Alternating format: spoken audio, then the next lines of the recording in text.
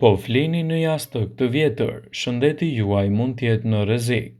Jastëku juaj është vjetëruar, atëherë mirëqenia juaj është në rrezik.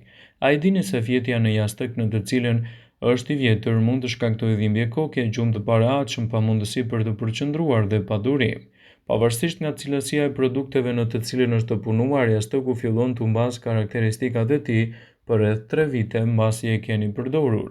Pikërisht kjo është koha kur ato mund të vënë në rrezik mirëqenien tuaj. Ato mund të shkaktojnë probleme pasi mbushja e tashme e jastëkut është vjetëruar dhe nuk ofron mbështetjen e nevojshme për qafën dhe muskujt e saj.